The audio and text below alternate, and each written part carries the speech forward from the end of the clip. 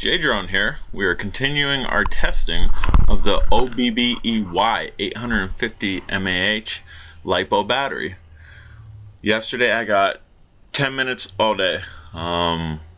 We did it on the SEMA, which is it's being sold for the X5 series, and then we went ahead and we took the X7 Space Explorer. I think that got a little bit better time than the SEMA, a little bit over 10 minutes. And today we're going to try it on World Tech Toys glow-in-the-dark striker. I do anticipate a little bit less time on the battery, just because they always tell you charge your batteries when you're going to fly for optimal performance. This battery that's in here was charged, what time is it? It's probably charged close to 12 hours, if not 20 hours ago. So there's probably some settling and some drain, but I don't anticipate a big difference in time. I mean, if I lose a minute, whatever. But we're going to see how this flies. Again, I'm looking for consistency. And for me, a 10-minute flight, anything fluctuating between 9, 10, and 11, that's consistent for me. The battery sat for about a half a day. If it drops to 5, 6 minutes, I'm not going to be happy with that. There's no reason a battery should discharge that quickly.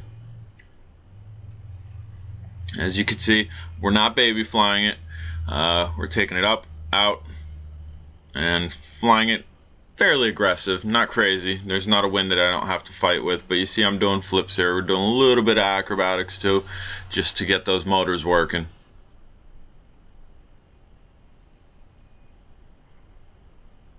And again, go down below, click on the link. It is going to say SEMA X5 and X whatever, all a part of that series.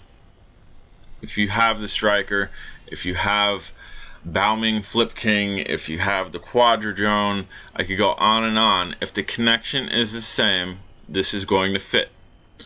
The striker and the SEMA X5 and the SEMA X series, their battery compartment is almost identical, and I think one of the smaller ones out of these SEMA clones or the quadcopters that kind of look like these, and it fits. It's a tight fit, but you don't really want to loose fit, and we are down. So you can see I'm kind of flying crazy and hit the power line just a little bit, so now we gotta try to find it. Shouldn't be far here. If you're having trouble finding a drone, stop, throttle up lightly and then down. You don't want to continually throttle up in case it's brushed against something. I can hear it. Let's see, throttle up. There, it has to be over here. Bam. Glow-in-the-dark striker is good to keep your eye on in the sky. Not so good to try to find in the grass. Kind of camouflages. But again, if you lose something, just throttle up lightly and then down. You should hear the motor go, or try to go anyway. The motor tried to go. I didn't actually hear it spin. It was probably stuck on that large brush there. But we're back up in the sky. Nothing broke. If I did sit there and throttle up while it was stuck on that brush and just let that motor wind or try to wind, it would completely fry the motor and literally melt it in its place, and you don't want to do that. I mean, the motors are very easy to change out. They're 2 wires. You pop it out, you pop a new one in, and solder the wires together, or connect them, splice them together and connect them with electrical tape. It's no big issue, but it's much fun, a lot more fun to just continue flying as opposed to having to repair something. The only time you really should have to repair something is if you are a new flyer and you crash it constantly, or if you are an experienced flyer and you have a lot of time on the drone. Just like with a car, if you drive a car for long distances, put a lot of miles on it, you're going to have breakdown. Same thing with a drone, you'll have breakdown. And the only really breakdown that there is propellers, body shell, and your motors. And as long as you're not too crazy with it, your propellers and body shell should never really be damaged. But the motors will get tired, and eventually you will need to replace them.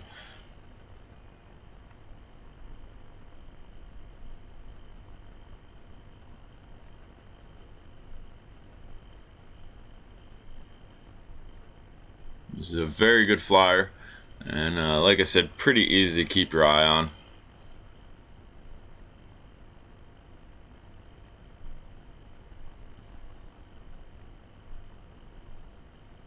And again, this is not so much a striker, glow-in-the-dark striker review, although you can kind of take it that way because you're seeing how the striker flies and its capabilities.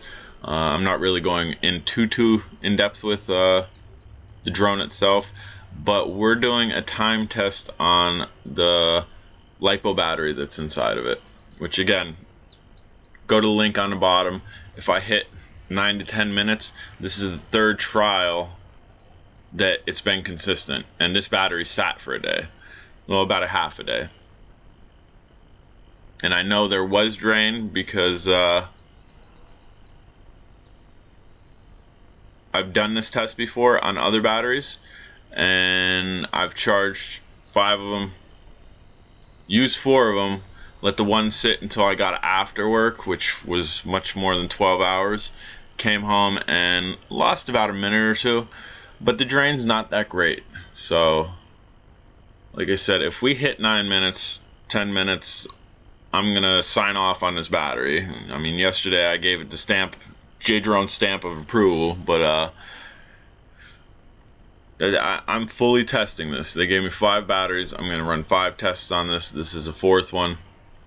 I did it out of the box test, and out of the box, not charged, I hit 7 minutes.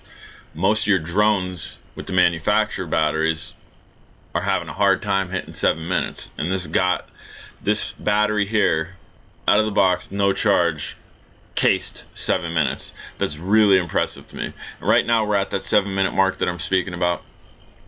That's average flight time for a drone. If you're buying aftermarket batteries, you're buying upgraded batteries, you obviously want better than average because you're buying upgraded. And right now we're past the average mark. I'd still like to see 2-3 minutes, close to the 9-10 minute mark. That way it's consistent to what I tested yesterday. And then after this flight, I will do one more flight. I do believe I have some time before I gotta head into work that I can test that final battery. And what I'm gonna do with that battery, because like I said, I'm pretty sure there's going to be some drain here, I'm just going to throw it back on the charger.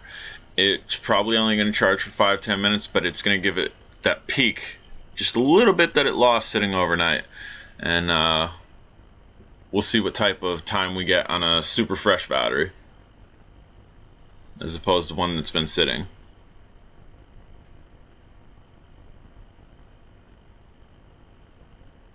And again, the main reason for my channel, guys, the main reason for my videos is for you, is for the new flyer, even the advanced flyers. The advanced flyers, because I know a lot of the advanced flyers you really aren't testing. You're just perfecting your skills of flying, which is awesome. I'm all about testing. I mean, if you go to the beginning of my channel, you see I was flying in the winter. I was flying in 2 degrees, freezing my butt off in 2 degrees, just to show you that these could almost hit sub-zero temperatures and still fly. Flying in the snow, getting snow all over my face, getting covered in snow, just to show you that as long as these things are flying, snow is really not going to get into it, as long as it's not a wet snow and it's fluffy snow because the propellers are spinning so fast. So that's why I'm here. I'm here for you. If you have any questions, please ask. More than happy to answer any questions.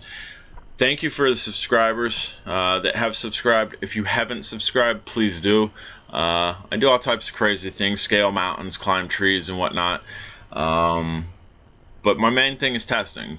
I'm here to show you what things can do in the drone world. And we are down at 9 minutes and 29 seconds. We'll take a half a minute off roughly for the crash and finding it. So we got about a 9-minute flight, so about a minute drain. I'm J-Drone. If you haven't subscribed, please do. Have a wonderful weekend.